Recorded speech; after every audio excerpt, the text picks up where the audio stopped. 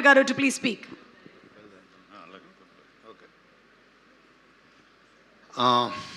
Good evening. ఈరోజు నేను ఒక విషయం చెప్పదలుచుకున్నా. ఇక్కడ ఇన్కమ్ ట్యాక్స్ వాళ్ళకు కూడా డిస్క్లోజ్ చెప్పని నా కొన్ని ప్రాపర్టీస్ గురించి చెప్పదలుచుకున్నా. ఇప్పుడు దాకా లైఫ్లో చాలామంది వాళ్ళు ఎంత సంపాదించారు ఏంటి ఎవ్రీ ఇయర్ వాళ్ళు రిటర్న్స్ ఫైల్ చేయాలి. నేను రిటర్న్స్ ఫైల్ చేయకుండా దాచుకున్న కొన్ని ప్రాపర్టీస్, ఆ ప్రాపర్టీస్ ఇవాళ మీ ముందుకు వచ్చారు. నెంబర్ 1 వివి వినాయక్. అతను నేను సంపాదించుకున్న ప్రాపర్టీ.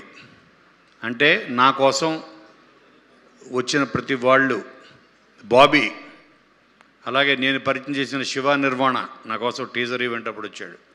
చాలామంది ఇలాగా ఈరోజు ఇంకొక కొత్త ప్రాపర్టీని సంపాదించుకున్న ఆ ప్రాపర్టీ సతీష్ జవ్వాజీ.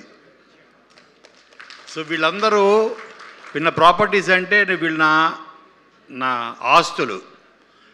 ఎందుకంటే వీళ్ళు రేపొద్దున నేనున్నా లేకపోయినా సినిమా అన్నది ఉంటుంది. సినిమా ఉన్నంతకాలం వీళ్ళు ఉంటారు. సో మనం వెళ్ళిపోయిన తర్వాత కూడా మన ప్రాపర్టీస్కి వారసులకు వెళ్ళిపోతుంటుంది. అలాగే సినిమా అన్నది వారసత్వంగా తీసుకొని వీళ్ళు దానిని టేక్ కేర్ చేయాలి వీళ్ళు అనే ఉద్దేశంతో నేను ఒక మంచి టాలెంట్ దొరికితే నాకు బాగా గుర్తు. శివ నిర్మాణ నా దగ్గరకు వచ్చినప్పుడు కానీ, ఫస్ట్ సినిమా చేద్దామని బాబీ చెప్పినప్పుడు కానీ, హరీష్ శంకర్ చెప్పినప్పుడు కానీ, వాళ్ళు చెప్పిన కథ, వాళ్ళ ప్యాషన్ చూసి ఈ ప్యాషన్ని ప్రపంచాన్ని పరిచయం చేయాలి. మేబీ అందుకే నన్ను ఆ దేవుడు ఇక్కడ పంపించాడు అనుకున్నా. అలాగే ఒక హరీష్ శంకర్ అవ్వచ్చు, బాబీ అవ్వచ్చు, గోపిచంద్ మల్నేని అవ్వచ్చు, వీళ్ళందరూ, ఓ శివ నిర్మాణ, ఇప్పుడు సతీష్ జవ్వాజీ, వీళ్ళందరూ నా ఆస్తుల కింద ఫీల్ అవుతారు. సో ఈ ప్రాపర్టీ వాల్యూ రోజు రోజుకి పెరుగుతూనే ఉంటుంది. ఈ తగ్గే ప్రాపర్టీస్ కాదు ఇవి. So I'm so proud. నా కమింగ్ టు బ్యాండ్ మేళం, రోషన్ అండ్ శ్రీదేవి వీళ్ళిద్దరు లేకపోతే ఈ సినిమా లేదు. నేను ఫస్ట్ కథ వినంగానే సతీష్ చెప్పింది అదే. సతీష్ నేను సినిమా చేస్తా. సతీష్, వేణు, బెక్కం ఇద్దరు వచ్చారు. సో మన కథ చేద్దాం. నాకు ఈ కథ చాలా బాగా నచ్చింది, కానీ ఈ కథని 10 మంది చూడాలి. ఇవాళ మీరు చూస్తే నేను ఇప్పుడు సాయంత్రం చూస్తున్నాను, ఎక్కడ లండన్, ఎక్కడ స్కాట్లాండ్, ఆస్ట్రేలియా, ఎక్కడెక్కడికో అవుతుంది. ఏంటి సినిమా వీళ్ళు రిలీజ్ అవుతుంది రేపు 26th నాడు. మారుమూల ఈవెన్ స్కాండినేవియన్ కంట్రీస్లో, ఎంటైర్ యూఎస్లో నాకు తెలిసి 300 స్క్రీన్, 350 స్క్రీన్స్ వరకు రేపొద్దున 26th రిలీజ్ అవబోతుంది. దానికి కారణం కోన వెంకట్ కాదు, దానికి కారణం Roshan and Sridevi. You have to accept.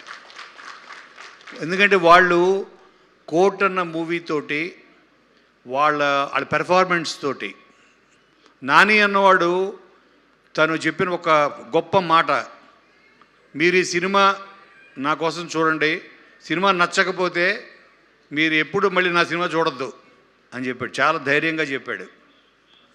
So దానికి చాలా గట్స్ కావాలి, కన్విక్షన్ కావాలి. అంటే ఆ కథ, ఆ సినిమా, వీళ్ళిద్దరూ, అలాగే మన రామ్ జగదీష్ ఇచ్చిన ఆ కథ, అతను తీసిన విధానం, ఇదే సేమ్ కాన్ఫిడెన్స్ నాకు సతీష్ వీళ్ళందరూ ఇచ్చారు. నేను ఈ కథ విన్నప్పుడు నేను కూడా చెప్తున్నాను, తప్పక చూడండి.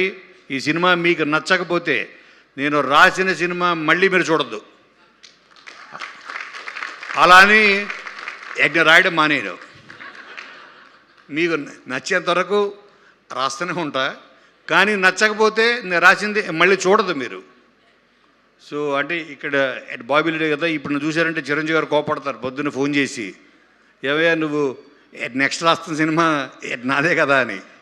అంత కాన్ఫిడెన్స్ చెప్తున్నాను అన్నయ్య. నేను సంపాదించుకున్న ఆస్తుల్లో మెగా ఆస్తి ఈజ్ చిరంజీవి గారు, నెంబర్ 1. ఎంతోమందిని సంపాదించుకున్నాను, కానీ అంటే మనం ప్రతి ఫిలిం తోటి మనం ఎంతోమంది టెక్నీషియన్స్ని, ఇక్కడ ఉన్న ఫ్రెండ్స్ క్యారెక్టర్స్, వీళ్ళందరూ ఎంతోమందిని, మన కుటుంబం అది పెద్దగా అవుతూ ఉంటుంది. మన ఫ్యామిలీ, వీళ్ళందరూ మన properties. So I'm so proud. Roshan and Sridevi రండి. మీ ఇద్దరికీ నేను మళ్ళీ మళ్ళీ చెప్తున్నాను, మీరు you are the future of Telugu industry. మిమ్మల్ని వెతుక్కుంటూ వస్తాయి కథలు, మిమ్మల్ని వెతుక్కుంటూ మెట్పల్లి నుంచి ఒక మన సతీష్ ఎలా వచ్చాడో అలాగా రేపు శ్రీకాకుళం నుంచో ఏ ఆదిలాబాద్ నుంచో మిమ్మల్ని వెతుక్కుంటూ స్టోరీలు మీ ఇంటికి వస్తుంటాయి. మిమ్మల్ని వెతుక్కుంటూ 100% నేను అదే నమ్మాను. నేను ఈ కథ విన్నప్పుడు నాకు వీళ్ళిద్దరే కనపడ్డారు.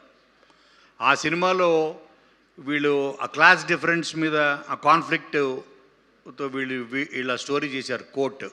ఇందులో వీళ్ళిద్దరిని ఒకే ఫ్యామిలీలో చూస్తే ఎలా ఉంటుంది, ఒకే ఫ్యామిలీలో ఉండి విత్ ఇన్ ద ఫ్యామిలీలో డిఫరెన్సెస్ని వీళ్ళు ఎలా హ్యాండిల్ చేస్తారు అన్నది మీకు కొత్తగా ఉంటుంది. అందుకే అందరూ లాస్ట్ 20 minutes 30 minutes క్లైమాక్స్ తను చెప్పడం కారణం ఏంటంటే, కొన్ని సినిమాలు ఉంటాయి, ఆ సినిమాలో ది ఎండ్ కార్డు పడంగానే కుర్చీలోంచి లేవగానే ఆ క్షణం మన సినిమాని అక్కడ మనము వదిలేసి పార్కింగ్కి వెళ్ళిపోతాం, మన కారు దగ్గరకో బైక్ దగ్గరకో. కొన్ని సినిమాలు ఉంటాయి మనతో పాటు బైక్ దాకా కారు దాకా వస్తాయి, కొన్ని సినిమాలు ఇంటి దాకా వస్తాయి, కొన్ని సినిమాలు జీవితాంతం మీ వెంటే ఉంటాయి. ఆ సినిమాయే బ్యాండ్ మేళం. అటువంటి సో ఇంత మెమరబుల్ మీకు ఎవరు గుర్తుండరు. కోనా వెంకట్ గుర్తుంటాడు, సతీష్ జవ్వాజీ గుర్తుంటాడు, వీళ్ళిద్దరే గుర్తుంటారు. ఇంత మంచి పెర్ఫార్మెన్స్కి నేను చేసింది ఏంట్రా అంటే బెస్ట్ టెక్నీషియన్స్ ఒక సతీష్ ముత్యాల మా డిఓపి ఇచ్చాను, అలాగే విజయ్ బుల్గానిన్ మ్యూజిక్, నార్నే శ్రీనివాస్ ఆర్ట్, అలాగే అన్నిటికి మించి పిల్లర్ ఆఫ్ సపోర్ట్ మా బాహుబలి శివ, చూడండి సేమ్ సైజు బాహుబలి శివ ముప్పరాజు. అలాగే నేను ఈ సినిమా ఫస్ట్ టేకాఫ్కి నాకు కొండంత ధైర్యం ఇచ్చింది మా కజిన్ రాజశేఖర్, శివరాజు రాజశేఖర్.